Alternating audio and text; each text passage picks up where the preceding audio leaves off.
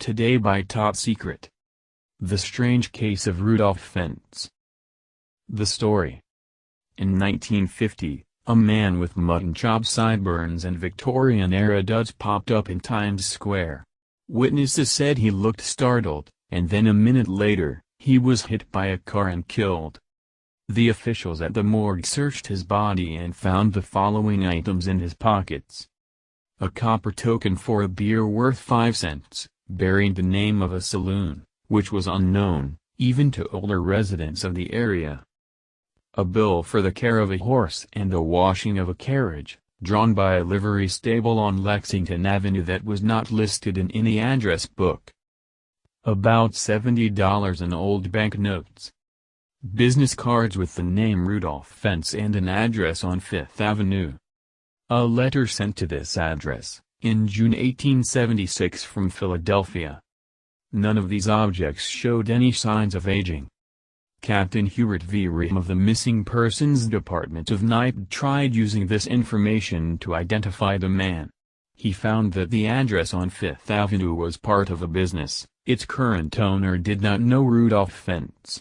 Fentz's name was not listed in the address book, his fingerprints were not recorded anywhere, and no one had reported him missing.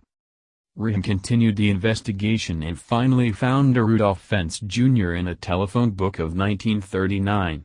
Riem spoke to the residents of the apartment building at the listed address who remembered Fentz and described him as a man about 60 years who had worked nearby. After his retirement, he moved to an unknown location in 1940. Contacting the bank, Riem was told that Fentz died 5 years before, but his widow was still alive but lived in Florida.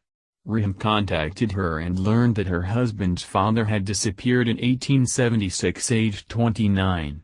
He had left the house for an evening walk and never returned. The facts.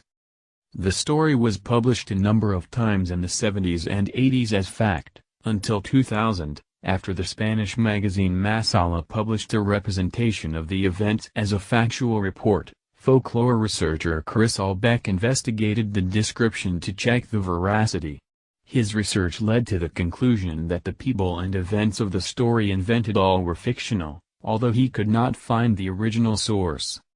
Pastor George Murphy claimed in 2002 that the original source was from either a 1952 Robert Heinlein science fiction anthology, entitled Tomorrow, The Stars, or the Collier's magazine from the September 15, 1951.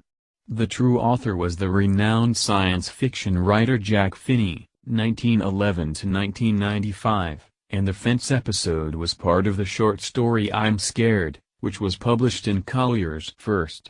This meant that the fictional character and the source of the story were finally identified, so everyone thought. No copies of the story have ever been found, and Finney died before he could be questioned. The twist. In 2007, a researcher working for the then Berlin News Archive found a newspaper story in the archives from April 1951 reporting the story almost as it reported today. This newspaper archive was printed some 5 months before the short story sourced as the origin. What's even odder, a number of researchers have claimed to have found evidence of the real Rudolph Fentz, and proof of his disappearance aged 29 in 1876. Case, unsolved. Well, what do you think? Is this true?